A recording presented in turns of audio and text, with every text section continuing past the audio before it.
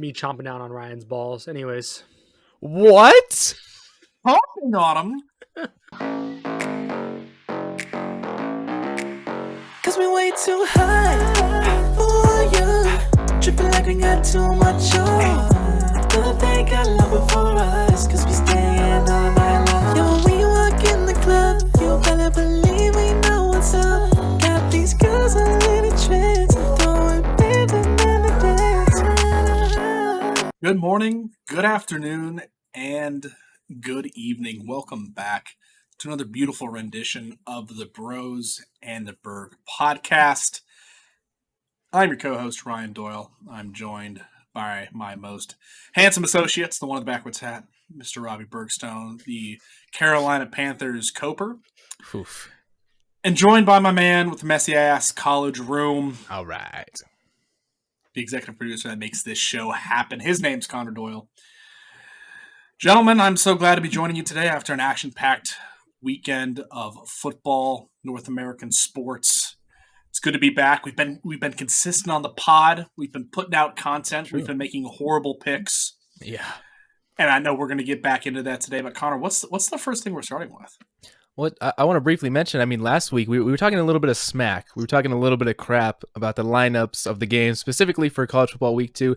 Gentlemen, that was one of the craziest Saturdays I can remember in terms of results from the day. So I would like to sincerely apologize, not to the NCAA, because nobody owes the NCAA any sort of apology, but just to college football in general and all the teams that played on Saturday. Specifically, we need to give a call out to the Huskies of Northern Illinois with the biggest win of the weekend, and one that just put a giant smile on my face. So it was a much better slate of games than expected. Absolutely. So we're going to, the first thing I have to mention before we officially get into the sports, Aubrey Drake Graham, better known as Drake, is shaking in his boots after the announcement that Kendrick Lamar will be performing the halftime show for the upcoming Super Bowl. Gentlemen, I think it'll be a good halftime show. I think it would be great. Hysterical if Drake was in the crowd and Not Like Us starts playing during halftime. I will laugh. There's no way hard. he goes to that game, dude. It would be so funny. I also don't think there's any way the NFL lets him play Not Like Us. But if you don't think they're gonna at least play like the beat to it at some point, teaser, just like get it in, it's just like that. I don't think they'll let him rap. I don't think they can. But yeah, you saw me hit this. That's crazy. Because Drake is basically as good as dead at this point. Because Kendrick is in some way gonna come at Drake. Like that's a lot. 100%. I don't know how he's gonna do it. It's probably gonna be in some way that we don't anticipate, dude. But there will be more shots in February. People were saying, and I need to look more into it. People were saying the advertisement that they ran, he had like 6 sneak disses in it to Drake. Did you see the breakdowns of like the Not Like Us music video of like all the shots he took of Drake in that music video? It was like every 5 seconds, dude. It's insane amounts of hate. So yeah, I do think I have to agree with Ryan. I don't think there's any way that Drake shows up to that. He just can't. He'll probably be in Vegas like gambling or something. Like being like, oh, like whatever. Sounds right. That'd be my guess. But that's funny. All right, we're gonna get into the sports here, gentlemen. We're going to start off with the NFL. Our week 1 is finally complete here. We're gonna go through some of the big games, and we're gonna give you the headlines along the way as we talk about this week 1. The opener we were recording last week during the opener. The Chiefs ended up defeating the Ravens 27-20 in a hell of an opener. Fantastic football game. Yeah. A few things to note here. Xavier Worthy, why did we let Patrick Mahomes get the fastest receiver in NFL history? So goddamn fast. He's so fast. Like that first end around, he was like, they might have stopped, and then he was just past everyone. It was like the Roadrunner. It was insane. Literally. Yeah. And Mark Andrews has moved to left tackle apparently after Isaiah Likely had a stellar performance. I was reading some coping that Mark Andrews was actually open more than he got thrown the ball, and Lamar just missed him. That was the cope that I read online. So I don't know how true that was. The other cope I saw is that he was just like game planned out. Like the Chiefs was like literally anybody else. Which is not a bad game plan against the Ravens, to be completely fair. Yeah, true. But Isaiah Likely looks like he took a step forward. Yeah, 100%. Yeah, he looks leaner, faster. Like he kind of looks like a wide receiver. Which is crazy because he's looked good in every stand-in appearance he's had for Andrews. I think he's if there's such a thing as a tight end handcuff, it's Isaiah Likely. Yeah. He's looked good in his previous appearances as well, but did look like he took that next step this year. He almost caught the game-winning touchdown, but he endured the KD effect where his toe was out of bounds. I thought for sure he caught it on the live play. I thought it was in, no question. It was crazy. He wouldn't have had to do that if Lamar Jackson could hit Zay Flowers standing by himself. Lamar lost him that game. And the play before where likely got hurt for a second. Yes. He was open. Lamar just missed the throw on that one too. It was 2 in a row. Lamar cost him that game. That was bad. He had a bad last drive. Cost him the game is a lot because they still had to either go for 2 or go to overtime. But lost them the chance to have a chance.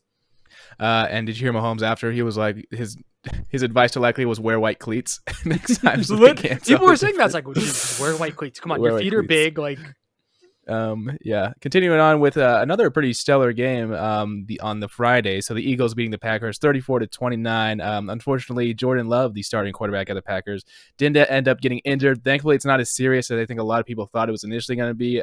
So his ACL is fully intact. It looks like it was an MCL sprain. So he'll be out about 3 to 6 weeks, which is a lot better for the Packers than I think they initially thought it was going to be after kind of that replay we looked at. But this also means the Packers aren't making the playoffs. Like, you can't convince me Malik Willis is winning more than 1 or 2 games at most. What's their schedule? That's a great question. I got it. Ryan's locked in. They're home against the Colts. Yep. They're at the Titans. Winnable. Malik Willis, revenge game right there. Real. Home against the Vikings. That's also loss. I'll be there. Also kind of winnable. No, maybe I don't think so. At the Rams, don't think so. Home against the Cardinals, don't think so. Home against the Texans, don't think so. At the Jags, and home against the Lions. Again, I don't think Malik Willis wins more than 1 or 2 of those games. I think they go 2-4 if he's out 6 weeks, which puts them at 2-5 to start the season. Yeah, that is they hard. lost on Friday. Tough. Yep. All right. Moving on here. That was a good win for the Eagles. Saquon Barkley had a stellar performance. Saquon. Just get the man off the Giants, and shocking, he's still a top 5 running back. He was still a top 5 running back on the Giants. He just had gotten hurt a couple of times. This man is going to be good no matter where he is, but being on a good offense in the Eagles, that's going to be scary. As long as he can stay healthy. Yep. Yeah. Moving to the Sunday, the Cowboys absolutely brought it to the Browns. Deshaun Watson is maybe a bottom 10 quarterback in the league. I don't know if he's even a maybe anymore. He doesn't care. Why would you? It's all that money's guaranteed, bro. He's like, fuck it. I got a paycheck. Like, let's hang out and call it a day. And speaking of contracts, Dak Prescott, before this game, becoming the highest paid player in NFL history on a contract of 4-year, $240 million. Holy crap. So would you guys rather have Dak Prescott or Micah Parsons? Because Jerry just kind of made that decision for you. You know, Rob, I'm really interested to see what kind of contract shenanigans we can do to keep Micah. This is true. The cap space is really just a myth. Like, I don't think the cap actually exists. It's kind of just like this imaginary thing that exists. Yep. So we'll see what happens. So, gentlemen, I know Connor touched on Watson, no joke intended, to begin with, and then we immediately went to the salary and cap and everything. But I'd like to go back to the Watson talks. Everyone focuses on his contract, right? All this money guaranteed. Brother, that's not the worst part. The worst part is the trade. Yep. The trade to get Watson. And it is as such for our listeners. 6 draft picks, including 3 first-rounders in exchange for Watson, which ended up being Kenyon Green, an offensive lineman, the 2022 first was traded to the Eagles for the 15th pick. They moved from 13 to 15 and then got 3 more picks that draft. 124 was traded to the Browns for 3 more picks for John Mechie. Then they got Christian Harris, Thomas Booker, Damian Pierce, Will Anderson Jr., Tank Dell, all of these fucking players. Houston just robbed the Browns just blind. And the Browns also just kind of did to themselves. I mean, it's just unbelievable. And that was not the fault of Bill O'Brien GM, correct? That was after his tenure, because that was actually a good trade. The Texans kind of recouped from all the other moves that they made previously. All of a sudden, they decided they were starting to be a decent franchise after that trade. All of those moves resulted in the Texans giving up Watson and getting NFL Defensive Rookie of the Year, Will Anderson, Starting wide receiver Tank Dell, starting left guard Kenyon Green, starting free safety Kalen Bullock, starting cornerback Kamiri Lassiter, wide receiver John Mechie, linebacker Christian Harris, running back Damian Pierce, linebacker Jamal Hill, and tight end Cade Stover. They also have an extra 2025 second round pick for Deshaun Watson. The Texans are what the Panthers could be, but alas. Yikes. Speaking of the Panthers, Rob, let's get into that real quick. The Saints beating the Panthers 47-10.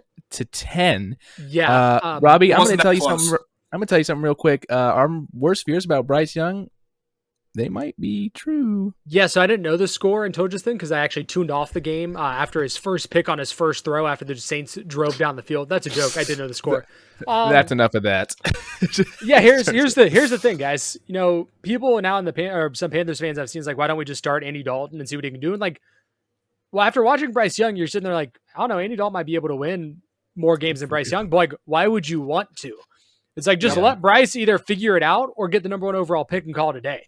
Like I mean, at this point, like, why would you take him out? But fair point. Yeah, it was a tough to mention Derek Brown's out for the year.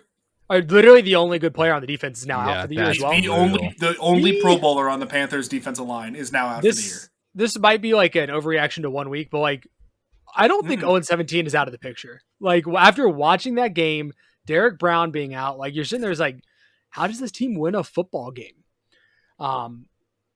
And it was just so bad. I was watching Red Zone, and every time that Bryce Young came on, you just knew it was nothing good. It was never going to be a touchdown pass or anything. It's like every time they showed him, it was like overthrow, incompletion, fumble, whatever it may be. And there's not a lot I can say. I'd like our fans to circle a game on the calendar. It's one of the 5 European international games, and it's going to be the Panthers versus Giants in Munich. They might not allow football back in Germany after that one. They might ban it. That might be the end, the last straw for the Germans. Real talk though, like how cheap you think those tickets are going to be now? I mean, I'm just saying. $125 right now. How much are flights to Frankfurt? We're gonna move on to the next game here quickly. The Bills and the Cardinals. The Bills beating the Cardinals 34-28. Gentlemen, we might have cooked with the Kyler Murray and James Conner take a little bit. They both had very good games. Also, Josh Allen, despite having a complete lack of talent on his offense, is still him, and will probably continue to be him for the rest of the year. Correct. I'd like to put an Amber Alert out for Marvin Harrison Jr. Did you see him on the field? Hello? Kyler didn't. Kyler certainly didn't on that last play. Well, yeah, because Kyler can't see over his fucking offensive line. Oh, there it is. Got him. Right. Is Bryce Young taller than Kyler Murray? I think he is. They're about the same height, I thought. I thought they were both like 5'10". 5'10". Yeah, they're both I was 5'9". Oh, is he? Google has him at 5'10". Damn it! That's what he's measured at the combine. That's what he's measured at the combine. With his tippy toes. Moving to the next game here, definitely the biggest upset of the weekend. The Patriots beating the Bengals 16-10. Yikes! Yeah. Joe Burrow looked bad. Looked bad. Ramondre Stevenson looked really good. That's also true. That man, lean. He definitely looks like a little bit quicker. Jacoby Brissett's the answer ? They didn't really have to throw the ball. They didn't have to throw the ball. They were just like, let's just run it because the Bengals can't score. He didn't turn it over. But that's the Jacoby Brissett special, right? You get 170 yards passing the ball with no turnovers, probably not even a passing touchdown, and you win the game. It's that easy. Yep. Moving on to the next game here, the Tennessee Titans falling to the Chicago Bears 24-17. Not because of Caleb Williams. Choke job. But because of the Bears defense. And just a quick little stat, gentlemen. The past 15 number 1 picks were combined 0, 14, and 1 in first starts, beginning with Cincinnati's Carson Palmer in 2003. So even though Williams got a win and broke that streak, it was not because of Williams that the Bears ended up winning that game. I saw another fun rookie stat. We already kind of touched on it. But Marvin Harrison Jr., out of all of the last receivers to be picked in the top 5 picks, since Desmond Howard got drafted back, I think it was 1990 something. He had the least amount of yards of any receiver picked in the top 5 since Desmond Howard had 0. Yeah, Marvin Harrison had 4. Yeah, correct. Wow.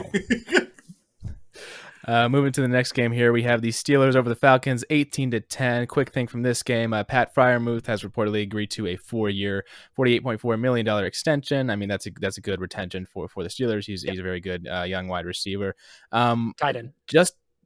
Tight All end, hail Chris Boswell. A few things in this game. Justin Fields didn't look great. Kirk Cousins didn't look great. His Achilles is not back yet, dude. He could not plant on that foot at all. Mm-hmm. It was very apparent. Is it? Wait, when's it gonna be Penix season? It might already be right now. It might already please. be. Kyle Pitts scored an open touchdown. Yeah, Kyle Pitts was open. Yeah, he was legitimately alone on that quarter of the end zone. He was literally waving his arms up and down. To be fair, Kyle Pitts' problem has never been getting open. It's been receiving the football. Correct. It's not like he's not open. Yeah. Moving here, Jaguars and Dolphins in a weird game. They should have looked better. Both these teams should have looked better. Tyreek Hill getting arrested before the game and having that play down the sideline where I've never seen a man move faster in my entire life. And then the Waddle Hill Selly went crazy. That was so funny. Dolphins hit a walk-off field goal for the win. I have a bone to pick in this game real quick because obviously I picked the over. Travis Etienne, hold on to the goddamn football. He was literally at the 1 yard line about to score and fumbled it out of the back of the end zone. Probably would have let the over hit. That's what the Bengals tight end did too. Fumbled at the 1. Headline from this game: Jalen Ramsey and the Dolphins agreed to a 3-year, $72.3 million extension, making him the highest paid cornerback in the NFL. That's a lot for Jalen Ramsey at this age. If I'm looking at that, I'm like, Surtain got underpaid. Yeah, 100%. Yeah, probably. And what is Sauce's contract going to be? His is going to be disgusting. I don't know what it's going to be. And he deserves every fucking penny of it. He is the best corner in the league. Mm-hmm. All pro in both of his first 2 seasons. It's gross. Yep. Yeah. Texans over the Colts, 29-27. Another kind of weird game here, but entertaining. Both quarterbacks look pretty decent. Both second-year quarterbacks look pretty decent. Joe Mixon had his one required breakout game of the season. I traded for him. There's more coming, I swear. He definitely won't get hurt next week. Anthony Richardson can throw the ball into space. I was going to ask, do you think he gets stopped entering the stadium asking for weapons? Because holy shit, there's a rocket on that arm. He threw it off his back foot slipping and launched it 60 yards in the air. It was insane. Yeah, I was sitting in Buffalo Wild Wings for the 1 p.m. slate, and the Colts Texans game was right in front of me, and I saw that. I looked up from my platter of wings, and I just saw a ball get launched into orbit. My jaw hit the fucking table. I couldn't believe how far that ball went. Pretty crazy. To nobody's surprise, the Chargers over the Raiders, 22-10. The Raiders are so bad. Still a sicko game. The Chargers aren't great either. No, they're not. Is J.K. Dobbins back, though? Is he back? 135 yards on the ground? Is he healthy? Does he stay healthy? I think he's as healthy as he can be.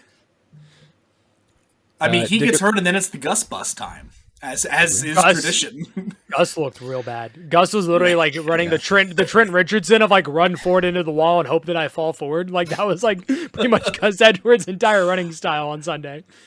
Speaking of really slow running backs, Zeke looked pretty good. I know we already talked about the He Cowboys actually game. did. He hurdled somebody on his first play.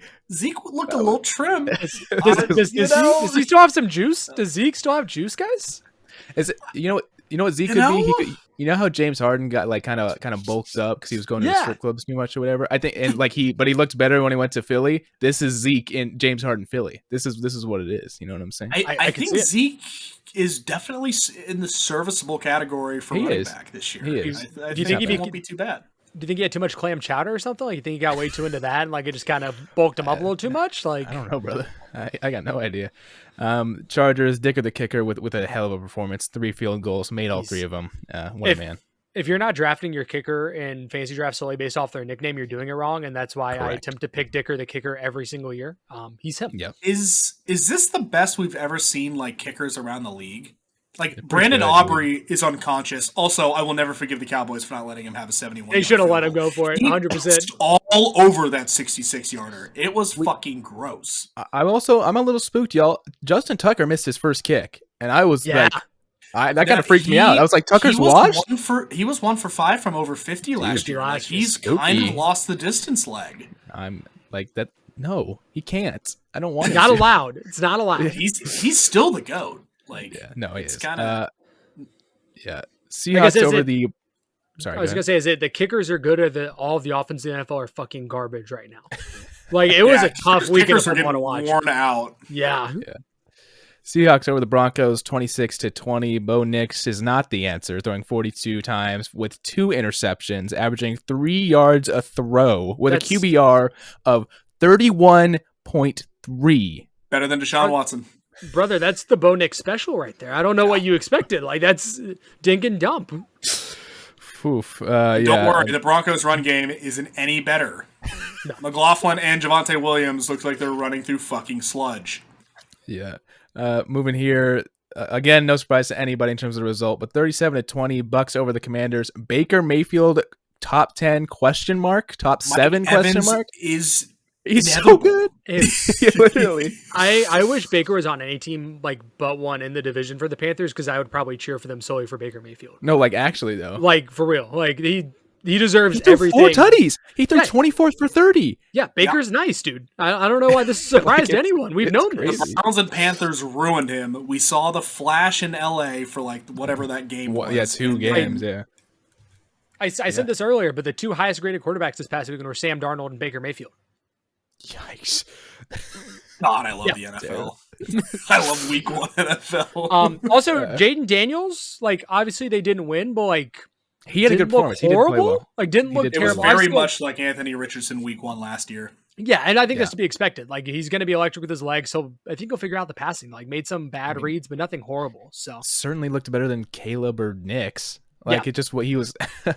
Moving here, we got 2 more. It's kind of confident. It's kind of nice watching the other team just toast your defense. So it's regardless of what you do, you guys are going to lose. So you just go out there and have fun. Just go ball out. The Commanders' defense couldn't stop fucking piss. It was really bad. So he just went out there and ran all over them. 2 more games here. The only one going into overtime: the Lions and the Rams. The Lions over the Rams, 26-20. Goff and Stafford at the end here, because I watched this full game with my buddy. Shout out Jude, big time Lions fan. I watched this with him. Stafford and Goff at the end of regulation were trying to throw an interception. They were seeing who could be more mid. It was ridiculous. And I think that's why Montgomery ran so goddamn angry in the overtime. Machine. He literally was like, "I am getting in the end zone and nobody can stop me." Sure as hell he did. He made his way into that end zone. Crazy. That was wild. And then the last game, Monday Night Football, 49ers over the Jets, 32-19. CMC dealing with Achilles tendonitis. So Jordan Mason having a hell of a performance in his stead. Gentlemen, what do we think of Aaron Rodgers and his debut performance? I'd rather have Zach Wilson. He's officially on Washed Watch. He's officially there. He's on it. Yeah, I think I would have to agree with that. Alan Lazard, wide receiver 1? Question mark? Alan Lazard legacy game? Jeez. A-Ron loves him some Lazard. Yeah, he does. Yeah. All right. Going into week 2 here, as the listeners of the podcast know, we're going to do an over/under for one of the games, and we're going to do a spread for one of the games. Each one of us selects one. Gentlemen, I can go first here. Real quick. Last week we were 3 for 3. Each one of us went 1-1. I got the over/under and missed the spread. We also are going to do. We're going to place like parlay with our 6 games every weekend. Just because it's fun and we like. We're sickos. Yeah, and so I'm gonna keep track of this in points. So we essentially each got 1 point last week for a win. You obviously get 0 points for a loss. And if you were to push, which based on the line at time of podcast recording, I would have pushed, but when we placed the bet, it actually hit. So we each got a point for last week. But you would get a half a point if your bet were to push. So. Yep. All right. Do you want me to go first on the spread, gentlemen? Go ahead. Sure. I'll go first on the spread. There's a few here that I feel like are pretty easy, and I feel like you could definitely take. I'm going to take one that definitely made me raise my eyebrows a bit when I saw it, and especially after this performance last week from the Cleveland Browns. I'm going to take Jacksonville covering at home -3 because the Browns looked awful this last week. How is it a pick 'em? That's essentially a pick 'em. The Jags are at home. I don't is. understand. What is Vegas looking at? I think it's just because the Jags also didn't have a great game, but like, there's no chance they don't win by 3 points. Like, there's just no chance. So I'm taking the Jaguars over the Browns. Who wants to go next? Yeah, I like that pick, Connor. Appreciate that. Thank you. Go ahead, Ryan. A lot of games on here. I really just don't know if I want to be a homer or not. I was looking at it. New Orleans beat the brakes off the Panthers, but the Panthers are really bad as we've seen. Really and bad. I think the Cowboys have, biased or not, top 3 defense in the NFL right now, and they're at home. I think I got to go with the boys at 6.5. I don't mind that. I don't mind that pick at all. I was like, that was another one I was looking at as a potential. Gotta make sure my line is right here real quick. It There's is. like, okay, yeah, sorry. There's one that I'm kind of surprised at if we don't end up taking it. The bonus pick. So I'm looking at the lines here, and the Cardinals are hosting the Rams this weekend. Yeah. And the Cardinals are favored by 1.5. And now, granted, I think this Cardinals team is much improved over what it has been, but I think that's a little bit disrespectful to Los Angeles Rams. Not to mention, Sean McVay has only lost to the Cardinals twice since he's been in LA. I think they win that game outright. I like them at +1.5. I think that's the easy pick there. I got a bonus pick for us. Yeah, I'm gonna see if it might be the same wavelength.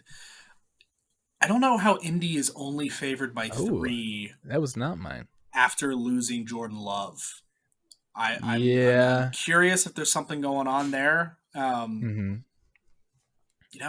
be interesting. What one are you looking at, Connor? I was looking at Monday night. I think the Eagles beat the Falcons by a touchdown.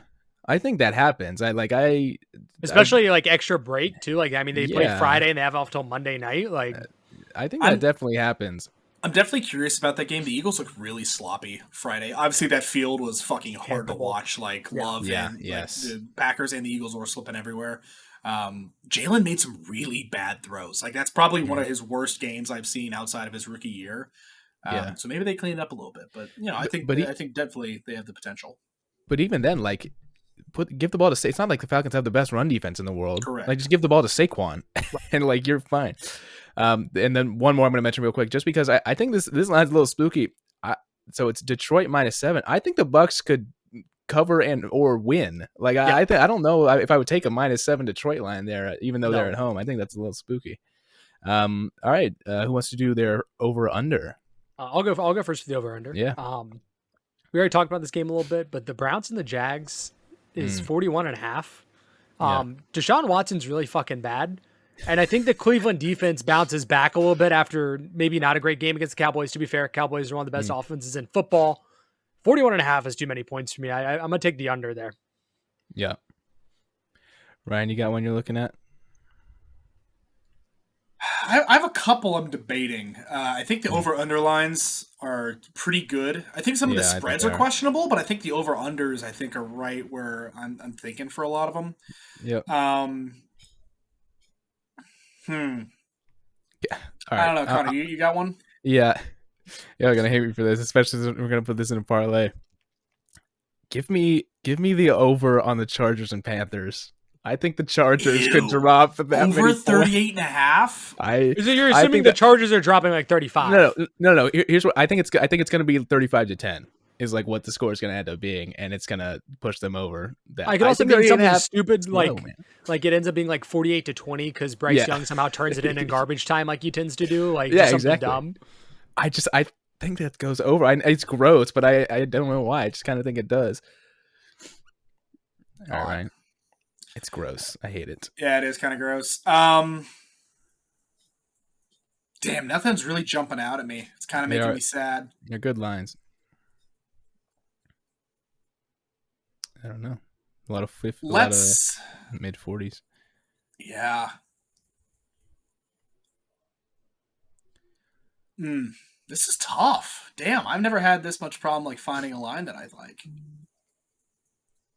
Let's go Thursday night. Let's go Buffalo and Miami over. I think that one's got a little bit of excitement to it. I got burned by the Dolphins last week, and I couldn't do it again. I looked at that one too, and I was like, I got burned by them last week, and I can't do it again. True. Yeah, that's true. The Bills looked like they were clicking. Josh Allen was cooking week 1. I think the Dolphins probably play a little bit better. Definitely could see like a 28-24 kind of game. Yeah, I can definitely see that. All right, gentlemen, that is our NFL Week 1 1 recap. We didn't even touch on probably one of the most anticipated games of the weekend. Bengals at Chiefs always tends to be a fantastic game. The Bengals just look so bad. I don't have any interest in betting on it, but yeah, I think they'll find a way to make it interesting. They always tend to against Patrick Mahomes, so I'll be curious to see how that one goes. Hopefully, Burrow gets his head out of his butt. Just real quick, according to ESPN, you know how they have the schedules, and they also have like the lines, the ticket prices, everything. You can buy $18 tickets to the Panthers game. There we go. That's too much. That's too much. They have to pay me. All right. Getting into the MLB here, Ryan, our MLB expert, is going to take us through Major League Baseball, the world of baseball, and the standings as they are right now. Ryan, take it away. Well, Robbie likes that we're on this segment because the Panthers can't hurt him anymore. But don't worry, the Braves can. We're going to start out in the AL East, where the Yankees have taken the lead over the Orioles since we last updated this about a week ago. Yankees sitting at 83, it's 61. Orioles are a game and a half back, followed up by the Red Sox that are just clinging on to 500, Rays and Blue Jays in that order. No teams are mathematically eliminated in the AL East yet. Thrown out to the AL Central, where we find one team is mathematically eliminated as they were last week, the lowly Chicago White Sox. Same with 112 losses, which is quite the accomplishment. The Guardians are leading this division, 3.5 games lead over the Royals, who have put together a pretty solid season at 79 and 66, followed by the Twins and Detroit Tigers. Looks like the top 3 teams in that division all have above a 80% chance to make the playoffs, so the Central's looking real good. Throwing it out to the AL West, the Astros holding a 4.5 game lead over the Mariners, sitting at 77 and 66. Pretty much have the AL West locked up. Mariners, Rangers, Athletics, and Angels all suck. Pretty weak division, probably the weakest division in baseball this year after winning the World Series. The good news for the White Sox is they have 6 games remaining against those Los Angeles Angels. So maybe they can avoid infamy. We'll find out. Maybe. Stay fucking tuned. By the way, the White Sox are 49.5 games back or first. I don't know if I said that. But also, they have 112 losses. The next closest team has 90, so they have 22 more losses this year than any other team in Major League Baseball. Yikes. Yeah, fun facts. We're throwing it over to the National League, where the league tied best leaders in the NL East is the Philadelphia Phillies, putting together a hell of a season. So you get 86 and 58. The Mets are 7 games back at 79 and 65, have quietly won 9 of their last 10. They leapfrog the Braves, which are 8 games back of the Phillies, sitting at 78 and 66. Braves 5-5 in the last 10, sitting at about a 62% chance of making the playoffs. The injury bug has bitten Braves again. Reynaldo Lopez had to leave the first inning of this game with elbow tightness. That's really just not what you want to see. No, it is not. I apologize. Thankfully, the Braves are beating the Nationals currently 10-0 with the bases loaded, so it's about to get way worse for the Nats. And then you got the Miami Marlins, 54-90, 32 back of the Phillies and are mathematically eliminated. Over to the Central, we have the Milwaukee Brewers, 8.5 games over the Cubs, Cardinals, Reds, and Pirates in that order. All teams still have a mathematical probability of staying in the postseason. However, it's likely the Brewers are going to be the only team that makes it into the postseason. Out west, Dodgers have reclaimed their throne in first, as they have been for the last month, over the Padres, Diamondbacks, Giants, and the mathematically eliminated Rockies. Looks like the Dodgers, Padres, and Diamondbacks will all be making the postseason this year. Coming down to the wire, this is September 10th, so yeah, we're almost to October, baby. Almost to postseason baseball. Always a good fun time. Can we talk about the fact that like the playoffs don't start till October now? So now the World Series is in November, which is dumb. Yep. Like it should be in October. I don't like it. Well, you Heard it here Robbie. first, folks. Robbie doesn't like it. I don't like it. Robbie, I just need to apologize. I know I said it before, but I have to apologize one more time. The teams that you continue to be a fan of, I just feel bad. I thank the Lord every day that you went to Alabama. So you had. Well, we're gonna get to the game this weekend. It might not be a good thing for too much longer. Hey, the Carolina Hurricanes have been decent. I don't want to. They're going to be not very good this year. All right, we're going to break it up. We're going to break it up a little bit. We're going to. Holy words. We're going to shift quickly from sports. Gentlemen, do you know a game called Family Feud? Damn right I do. I'm familiar. Shout out Steve Harvey. For real. So we're going to do a little bit of fast money action. For those of you that are unfamiliar, fast money is the game that occurs essentially after the bulk of Family Feud, where two people kind of combine to hit a score. Basically, the score is 200, and you're asked questions, you're asked prompts, and you have to give the best answer of that category, and you get a certain number of points for that.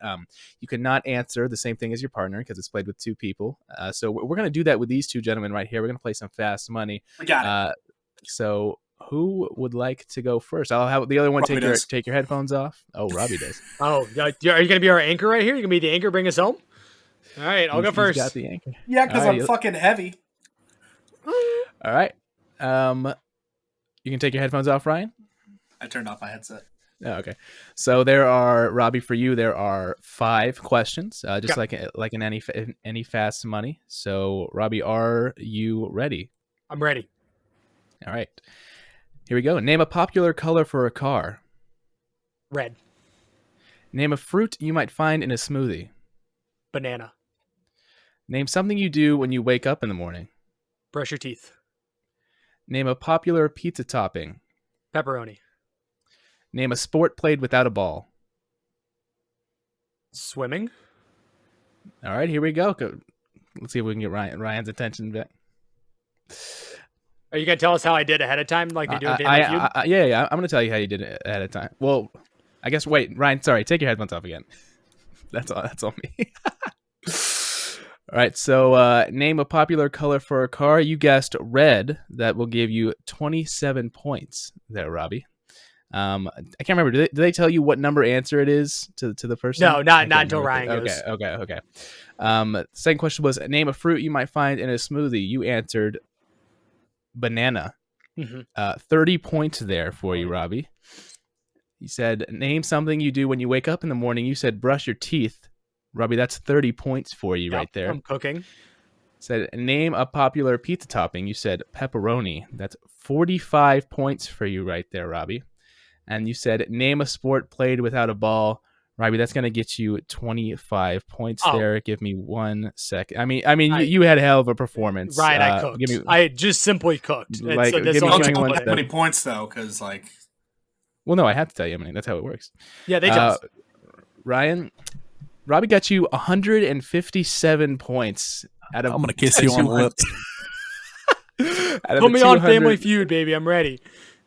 Out of the 200 that you need, Ryan, are you ready? Yes.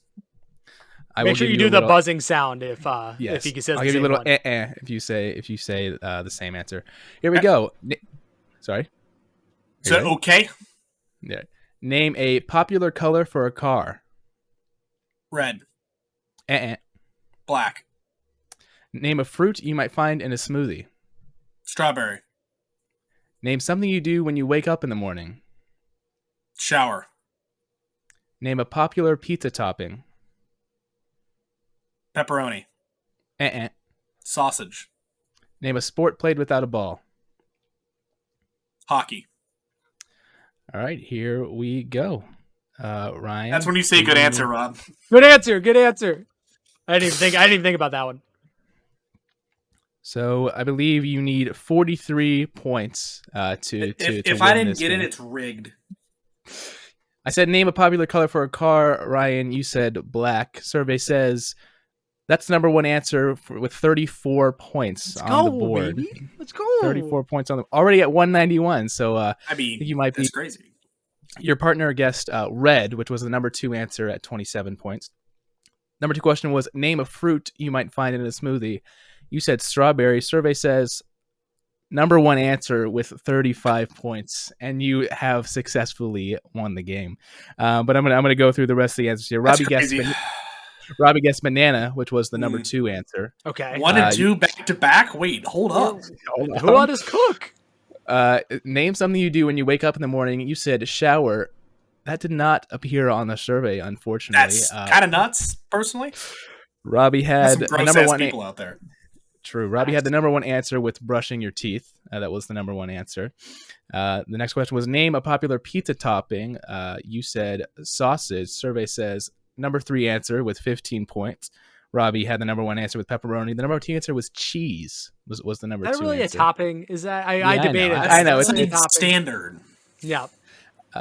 You said, I said name a sport played without a ball. You said hockey. Survey says number 1 answer with 35 points, and Robbie had the number 2 answer with swimming at 25 points. So Ryan that was with a the hell of shower, a apparently. game. Yeah, Yeah, so I had 3 number 1s, a number 3, and then not DNF. So I was 1 or 2 in all of mine. I really did cook there. Robbie did really cook there. All right, we're gonna do one more. Ryan's gonna go first this time, and Robbie's gonna go second. So Robbie, holy name, Ryan, you need to lock in. All right, here we go. I will say these are slightly harder. These are a little bit harder, just to prepare you. So here we go. Name a type of weather. Sunny. Name a reason people might dance. A wedding. Name a famous Disney character. Mickey Mouse. Name something people do on vacation. Go out to eat. Name a fast food restaurant. McDonald's. All right, here we go. I'll go through them real quick, and then we'll bring Robbie back on. The question was, name a type of weather. You said sunny. That will get you 30 points on the board there. I said, name a reason people might dance. You said wedding. Ryan, that'll get you 40 points right there. Damn. Said, name a famous Disney character. You said Mickey Mouse. Ryan, that's 35 points for you right there. You said, name something people do on vacation. This one was not good. I threw here. You said eat. That'll still get you 10 points there. That'll get you 10 points there. And then I said, name a fast food restaurant, and you said McDonald's. Ryan, that'll get you 50 points there for a grand total of hold on, let me do the math real quick. Plus 35 plus 60. All right, here we go. I'll tell you when Robbie comes back on.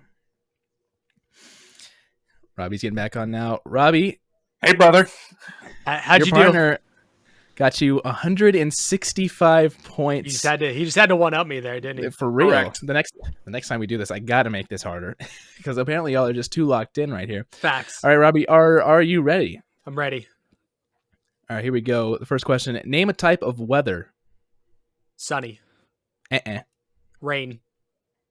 Name a reason people might dance. A wedding. Middle school dance. Name a famous Disney character. Mickey Mouse. Minnie Mouse. Name something people do on vacation. Swim at the pool. Name a fast food restaurant. McDonald's. All Wendy's. right. I hate you. Like, we're just like the same fucking person. Like, that's so annoying. All right, so Robbie, you need a total of 35 points. It's gonna be a little closer than it should have been, perhaps. Methinks. The first question was name a type of weather. You said rainy. That will get you 25 points. Okay. That's the number 2 answer on the board. Ryan said sunny, which was the number 1 answer on the board. Mm-hmm. So currently you only need 10 more here, Rob. Your the second question was name a reason people might dance. You said middle school dance. Bit of a throw. That is not on the board. That's not surprising. Bit of a toss. Was like prom on the board? Like, should I have gone there? Ryan had the number 1 answer with wedding, and then following down the list, it's party, concert, celebration, or exercise. Concert would have been a good one. Yeah, I didn't even think about that. Next question was name a famous Disney character. You said Minnie Mouse. That is not on the board, Robbie. That's actually 0 crazy. Ryan said the number one Goofy? answer. Ryan said the Yeah. number one answer, which was Mickey Mouse. Number 2 was Cinderella. Number 3 was Donald Duck, Snow White, and then Winnie the Pooh was actually at the number 5. I do slot fuck with there. Winnie heavy for real. The We next need 10 question was points names. still. Yeah, this is true. Name something people do on vacation. You said swim. Robbie, that will get you 20 points on the you. board. Your colleague said eat, which was the number. Which was the number 5 answer. I'm fucking shocked. Let me tell you, I never would have seen that I coming. froze like a deer in the headlights, and I'm just like fucking said the first thing that came to mind, which shockingly was eating. Eat. The number 1 answer was sightseeing. Was the number 1 answer for name something people do on vacation. And then the last question was name a fast food restaurant. You said Wendy's. That is not on the board. So Wow. you do win, but only by 10 points. The number 1 answer was McDonald's. All-time throw by me. Just all-time throw, apparently. That's crazy. Although you Ryan guys and I did guessed end up all the winning. same things outside of get fucking eating, wasn't it? Hey, I got on Which the is- board, so I don't Which is surprising that I didn't also say eating. There's a decent chance of that, actually. yeah. All right, we're gonna swing it back to the sports here, gentlemen. That was a nice little break from the sports. We'll definitely do that in the future. I'll try to make it a little bit harder because you guys did. Actually, Robbie kind of threw there. I don't think any of those were horrible answers outside of maybe middle school dance. That was the only throw I would say. That was a throw. A little surprised Wendy's not making the top like 5. That seems odd. I can give you the top 5 was McDonald's, Burger King, KFC, Subway, and Taco Bell. I almost said Burger King, but I just despise Burger King personally, so I yes, went with correct. Wendy's. That That was is a the personal right choice. answer. Correct. All right, we're going to get into college football here. A little bit of week 1 recap, week 2 recap. I apologize. And then week 3 preview, literally. Gentlemen, Texas beat the brakes out of Michigan to nobody's surprise, 31-12. We Yeah, also it got was to a good talk about our performance of our pick'ems. We do. Yes. Squad went 4-1. Everyone went 4-1. Connor missed the App State over Clemson. Hey, I respect you for taking the upset, all right? Damn I respect it. I shouldn't. I respect you taking the I had upset, and then 5-0. Ryan and I were just horribly wrong about NC State. They My got ACC walloped by the Tennessee Volunteers. So, hey, Yeah. here's the great thing about the playoff. They're still in it because it was not a conference right. game. Doesn't This is really true. matter. And the ACC blows. So, Yeah, one really. loss really isn't going to do much. So, yeah, Texas beating the brakes out of Michigan 31-12. Nobody was really surprised by this, to be totally honest. Not on this podcast, at least. I mean, Robbie predicted that at least It's free money. 17-point win and was correct on that. Penn State, with a bit of a scare against Bowling Green, they beat them narrowly 34-27. Maction is back, baby. They're back. Yeah. Yeah, for real. Never Yeah. left, but they're back. Another spooky game at Kansas State over Tulane, 34-27. I mean, we kind of knew that Tulane's always there. Tulane is always a solid team, so that's never an easy game for any, especially going to Tulane. Like that's never going to be an easy game for anybody. They're in a great so. recruiting hotbed. Like Tulane should always be above average team in my opinion, just based on 100%. proximity geographically to where a lot of the top recruits are. Yeah.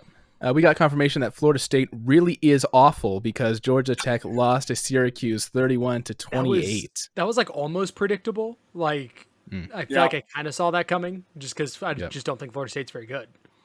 Yeah. Syracuse led by Kyle McCord, former OSU quarterback as well. Ohio State, Sorry. I should say. Robbie, we definitely lost 2 games on the pick-em because we all picked Iowa and Iowa State beat Iowa. You're right. I marked that in my head as a loss for all of us. We all went 3-2. We lost that one. We all That's went good. 3-2. So speaking of, Iowa State beat Iowa at Iowa 20-19 in Disgusting. That's the exact score that you would anticipate out of this game. I swear that was the score last year. I think it was probably 20-19 last year. And as What was Robbie, the over-under for that game? Like 38? I'm guessing it was like Probably. right fucking on it. I would believe that. Robbie already mentioned this game, but Notre Dame losing at home to Northern Illinois in just a hilarious display of college football. I can't believe that happened. In terms of the ranked matchup, gentlemen, you want to talk quickly about the Alabama versus South Florida game, 42-16, even though it took the fourth quarter to really actually win that game? What do you mean? 42-16 is a respectable it's a routine win. win. Routine. Gentlemen, you put up 28 in the last quarter. Correct. We're just letting them feel good about themselves. I don't know. Yeah, we benched 75, and all of a sudden we started playing well. Yeah. That guy fucking sucks.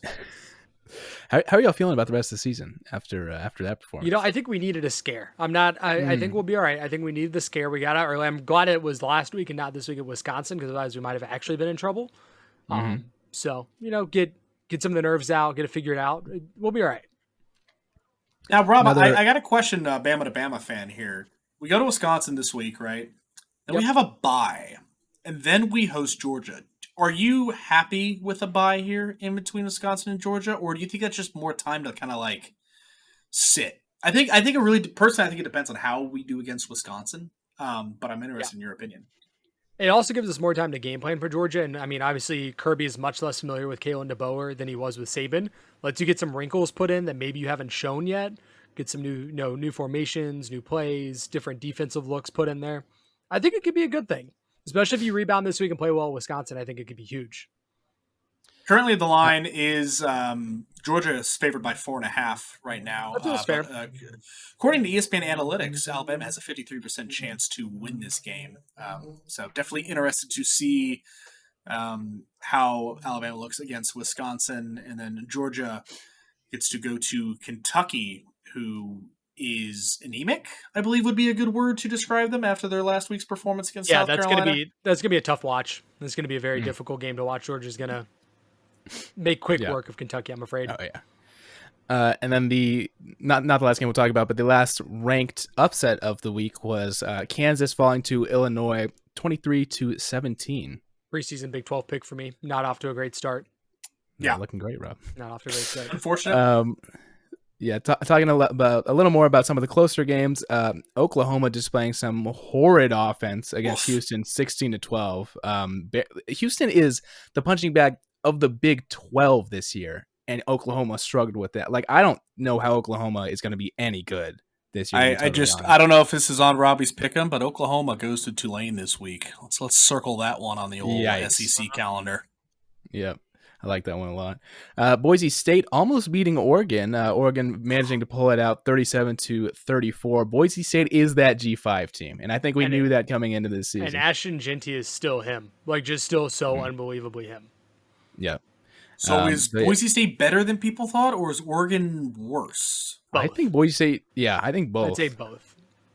I would agree. Because Oregon has not been impressive. Like, I really haven't gotten any great feelings out of them. They're down at 9 now. Dylan Gabriel.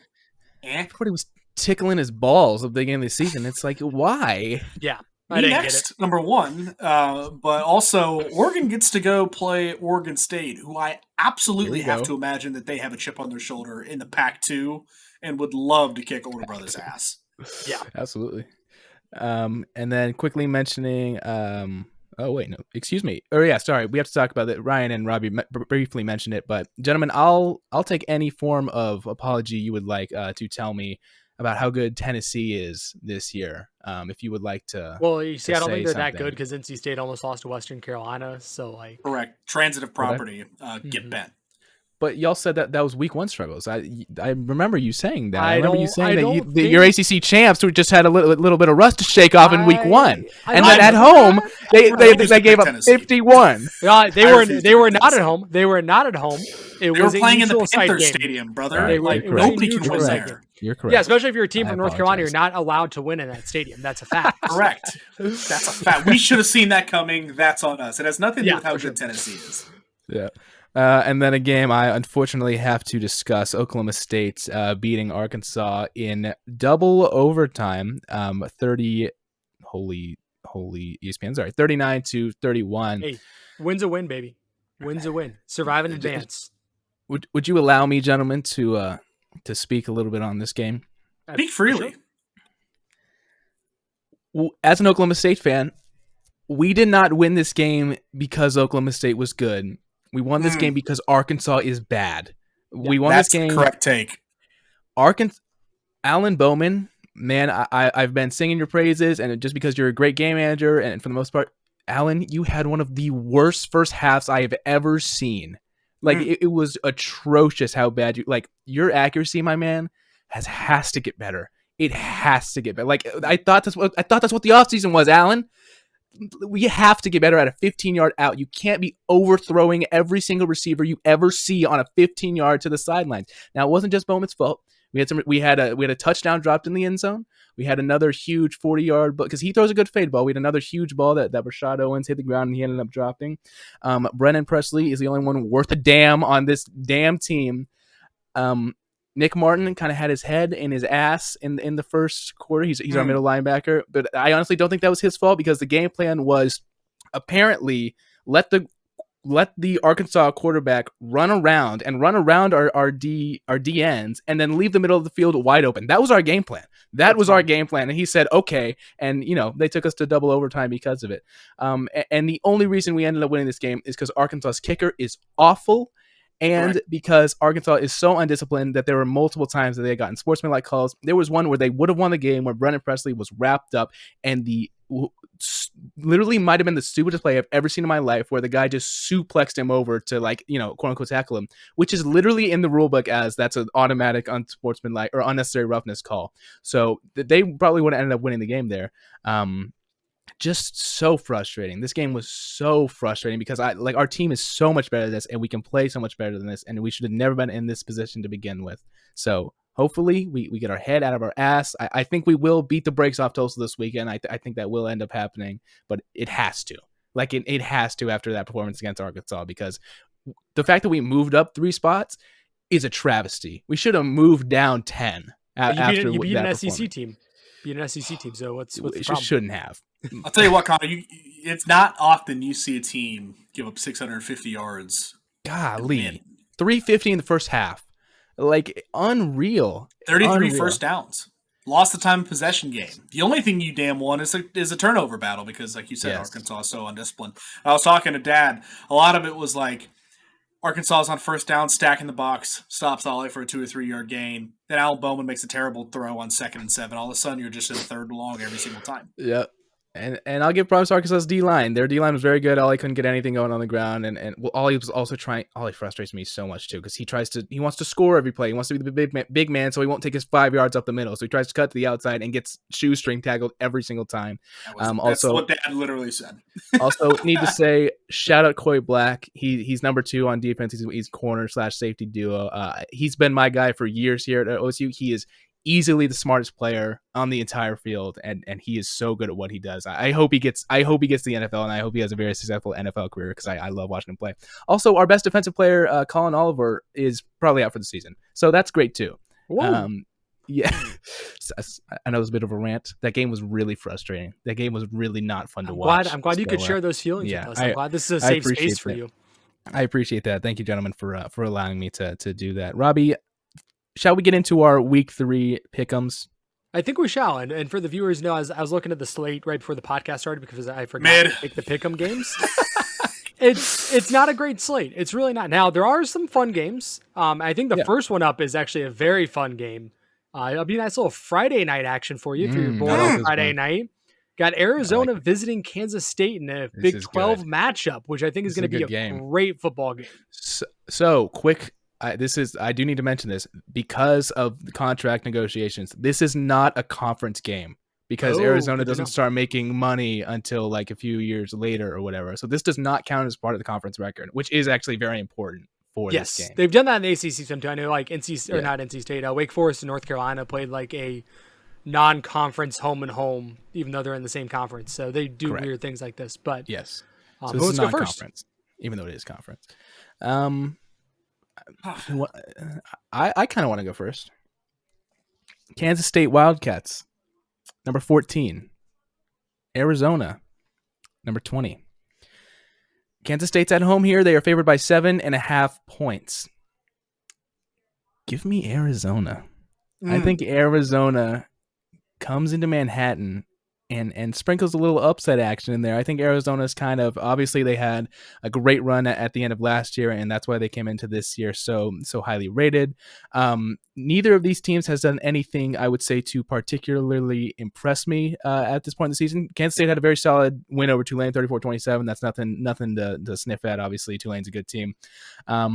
I don't know why this just feels like an upset to me. Friday night in Manhattan, Kansas, it feels like a trap game. It feels like a trap game to me for K-State. I think they come in overconfident after that win against Tulane. I think Arizona brings it to them, and I think Arizona wins. And I think this one's going to be really close. I think it's going to be a very tight game. So I think Arizona takes it. Connor, I agree with you. And I think we all kind of overlooked Arizona in the Big 12 race. Like, had a very good year in the Pac-12 last year. Have probably the best wide receiver in college football. I'm going to try to pronounce his first name. Tetaroa McMillan. He's him. If you didn't see his stat line against Northern Arizona week 1, I mean, he put up like a year's worth of stats in the first half, it felt like. He is him. They're a very good team. I think they get it done on the road in Manhattan. Kansas State coming off a much harder fought win than anticipated the week before. I think Arizona gets it done. Not so fast. Yeah, someone had to. Not so fast.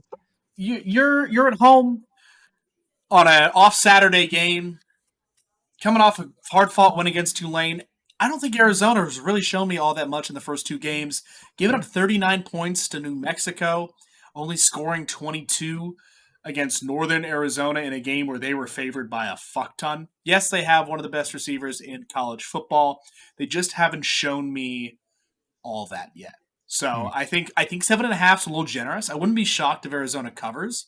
Yeah. But I do think being in Manhattan on a Friday night has led to some interesting outcomes. So I think I'm going to go with the Wildcats. Gonna be a fun game in the Little Apple, that's for sure. Next up, we already talked about one of the teams that beat Florida State having a letdown already. Boston College pulls a tough one this week, guys, at Mizzou. In a very difficult matchup for the Eagles. I gotta go Missouri here. Yeah, I mean, they're at home. They've looked very good in the past 2 weeks. I mean, better than I thought. I honestly thought Missouri might have come into the season a little bit overhyped. They haven't given up a single point all year. They've had 2 shutout wins, 38-0 and 51-0. They're at home yet again. Florida State is awful. I mean, according to that Syracuse win against Georgia Tech, I think there's no chance that Missouri State doesn't end up beating Boston College. Another great wide receiver in this game for Mizzou, Luther Burden. I'm giving you all these names so you're ready for your fantasy drafts next year, because both of these 2 guys we've talked about are going to be legit NFL wide receivers. I think Missouri wins easily. And I think we really see how bad the Florida State Seminoles are. Yeah, true. I can't disagree. I think there's too much of a talent disparity with Missouri. But don't get it confused. Boston College can absolutely go up against the ACC's best this year. I think they're a lot better than people expected. They played a really flawless game against Duquesne, FCS school. 56-0 is still not the easiest thing in the world to pull off. I think they're going to be come in a little bit overmatched, a little bit oversized or undersized against this really solid, especially on offense, Mizzou team. I wouldn't be shocked if Boston College covers here. The line's at 17. I wouldn't be shocked to see a little 2-score game. But I don't think Missouri is overlooking them. I think Mizzou will be ready for this team. And speaking of Boston College, I think we forgot that Bill O'Brien has proven he's a pretty decent college head coach. For what he had at Penn State, after all of the things that happened at Penn State and the sanctions, he did a good job with what he had. So I do agree that Boston College, I think, is going to compete, and they're going to make some frustrating games for the top of the ACC, just running the ball down your throat, not letting you see the football on offense, and might pull on an upset or 2 down the road. Yeah, absolutely. I like it. Fellas, we've talked about them a lot. They're the most disappointing team to start this season. And the Memphis Tigers are in town in Tallahassee this weekend. A very, very good Memphis team coming into town. Coming off a bye for Florida State, you've gotten some time to kind of recover from your first 2 losses, figure some things out, but a tough matchup, Memphis at Florida State. I think you mind if I go first for this one? Good. If it wasn't for the bye, I'm thinking Florida State goes 0-3 here. This is a really solid group of 5 team, probably top 3 group of 5 team in the country this year. I think Florida State pulls this game out. I think they have to, or you're just firing the whole team into the sun. I mean, this is a legitimately a blue blood college program that is struggling. The line opened at 3.5. It's moved to 6.5 right now. haven't given us a lot to be proud of, but I do think Florida State pulls this game out. Connor? I agree. And I don't want to. I really want Memphis to put it on them and make them 0-3, and I want Memphis to be 3-0. Something about an 11 a.m. game to me screams that the lights aren't going to be too bright for Florida State. And so they're going to relax a little bit after the bye week. They're going to kind of try to settle in. DJU, I think he has a better game here. He needs to have a better game here. He sucks. Yeah. As Ryan said. So yeah, I think they're gonna relax a little bit. I think there's after 2 losses to start the season, you have so much pressure off your shoulders because nobody's expecting anything out of you anymore. So it's kind of let's play our game, let's play our brand of football at home. I'm taking Florida State. Not so fast, and solely for the reason I thought you both were going to pick Memphis, and I was going to be able to not so fast you into Florida State, but I still want to do it, and I want to zag while y'all are zigging. I respect it. Memphis is good enough to win this game. Let's not get it twisted. Memphis can win this game. See, Connor, you said the pressure is off when you're 0-2. I disagree. The pressure is off you when you get to 0-5. Yet 0-2, you're still sitting there. You're like, okay, we're probably not winning the ACC, but we can go on a little run, go 10-2, and everyone will forget about these first 2 games that we lost. The pressure is still on at 0-2. I do think Florida State plays better. I do think Memphis has just enough to get by them in another letdown for the Noles. Crazy. That'll be wild. I really say if Florida State can get the running game going, I think it changes everything. There is so much fucking pressure on DJU to go out there and play outside of himself, which, let's be honest, he's been fooling college football fans for the last 4 years. He's a game manager at best. You have to have a balanced rushing attack. They don't have a runner who's attempted more than 15 yards, and they have 119 yards on the ground through the first 2 games. That's just not going to get it done when you have a really middle-of-the-line quarterback. They have to figure it out in the trenches because they've been getting dominated in the offensive and defensive line, and the defensive line was really supposed to be a good unit this year. They've got to control the trenches. Even more shocking to me was Florida State losing to Boston College was them getting absolutely manhandled in their front lines. It was crazy. Next game up, a nice SEC matchup early in the season. LSU visiting a South Carolina team that looked very, very good in Lexington last weekend, beating up on Kentucky, as we mentioned earlier. I'll go first. I don't know what to do with this game. I really don't know what to do with this game. If this game were in Baton Rouge, Louisiana, I'd probably pick the LSU Tigers. But South Carolina, that defense looked really, really good last week. They're going to have to get pressure on LSU again, just like they did against Kentucky. I think they can do it, and I think they pull out a little bit of a stunner in Columbia and go ahead and put Brian Kelly on the hot seat early this year. Starting out 1-2, all of a sudden that seat is hot. I can go either way here, to be totally honest. I could be convinced of either. I got to go with the Tigers, I think. This one I really have no idea, to be totally honest. I think I'm going to go with the LSU. It's going to be a difficult game, especially on the road, and especially after South Carolina having the performance that they did this last week. LSU lost to USC, and USC this last weekend shut out Utah State in 48-0. So obviously, USC's got, not that Utah State is, great, but obviously USC's figured some stuff out, especially after their disastrous defense for the last few seasons. It seems their defense is operating on a better level. And so I don't think that loss is as bad looking back on it. I think LSU manages to pull this one out, but this is really scary for LSU. You really don't want to drop this one. I'm going to go with LSU for the sheer fact that South Carolina is the most bipolar team in the SEC. This is true. I mean, they had a really bad opening against ODU, not a good FCS team. And then they're FBS. We'll put some respect on ODU. Sorry. FBS team. Not a good FBS team. No. And went and spanked the daylights out of Kentucky, who no one saw coming. So I think they revert back to form. The lights are bright. They have game day in town. LSU always plays good when game day is in town. I don't know what it is. I just don't think South Carolina is up for the task. Give me the Tigers. The last one. We have our first very, very weird Big Ten matchup of the year. The Indiana Hoosiers, your normal Big Ten team, going to visit the UCLA Bruins in Los Angeles, in Pasadena. It just doesn't feel right. It really doesn't feel right. But both teams, I believe, are still undefeated. Yeah. Do I have to pick this game? You do. Yeah, it's on the list. I'm sorry, it's on the list. I don't make the list. It just appears to me in the middle of the night. I mean, this game's gross. Like, Yeah, I don't it's want fun. anything to do It's with fun. this game.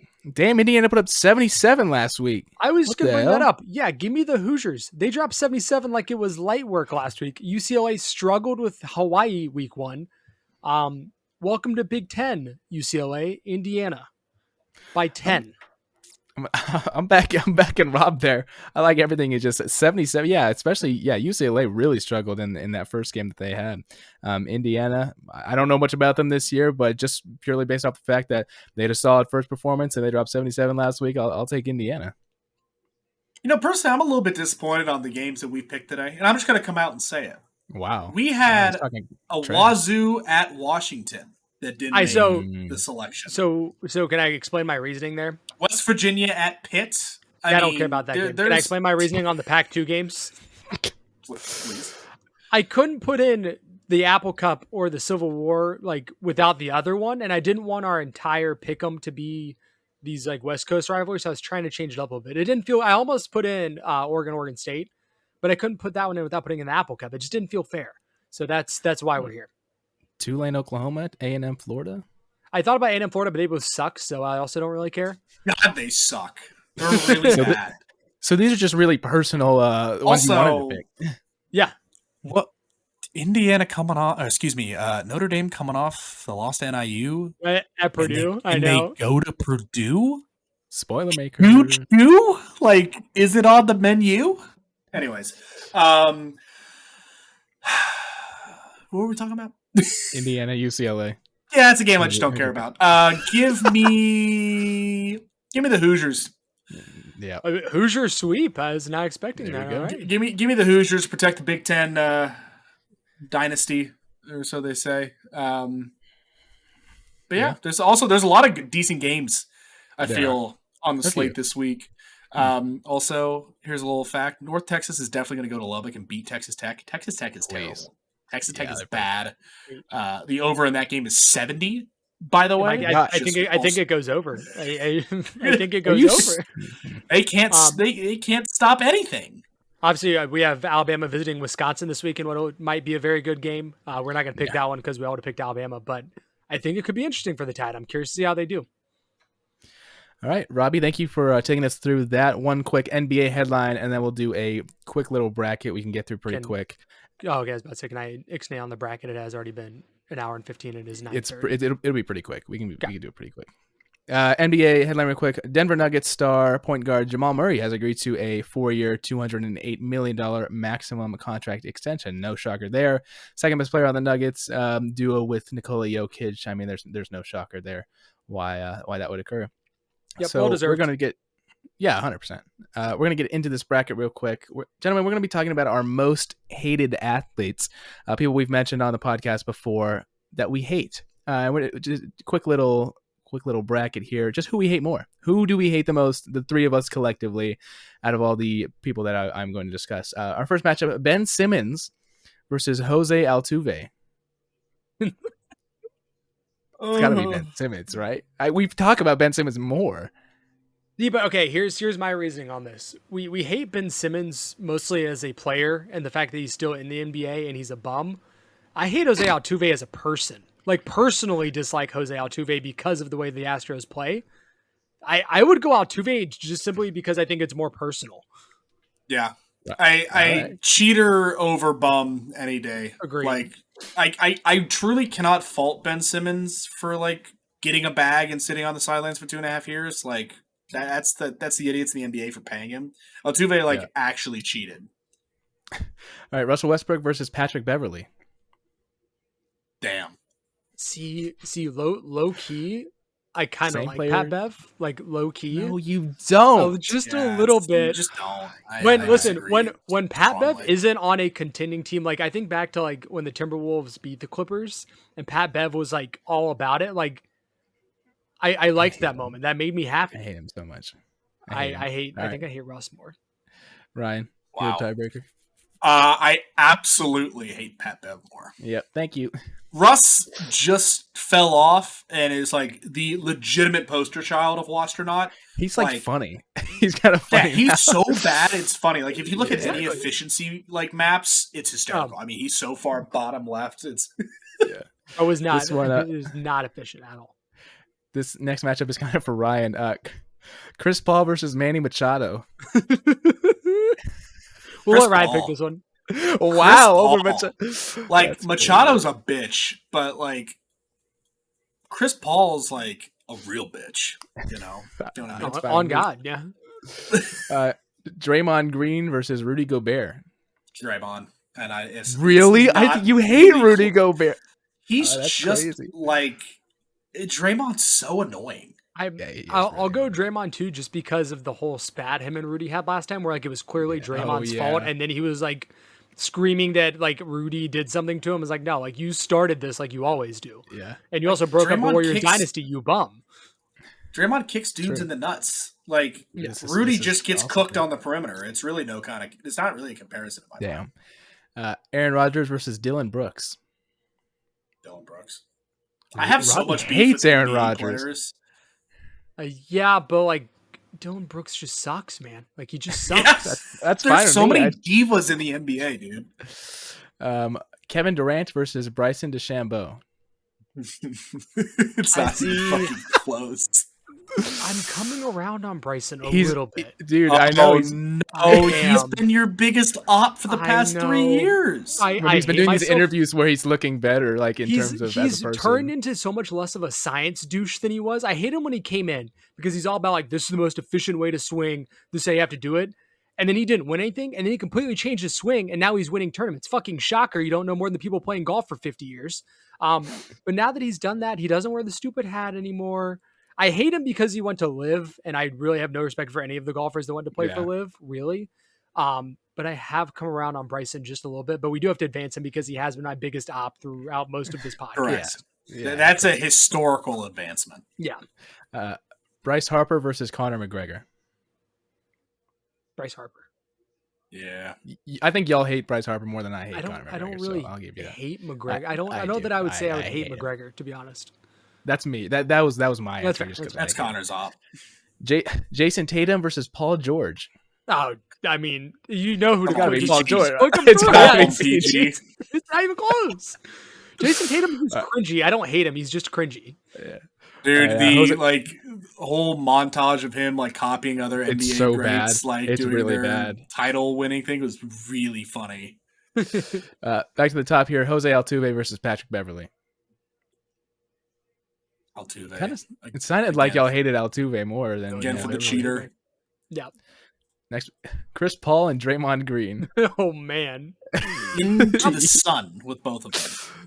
I'm gonna go Draymond. Me too. I would go Draymond. I'm gonna go. I think I hate Draymond just a little bit more. Yeah. Dylan Brooks and Bryson DeChambeau. God, I mean, oof! Yikes!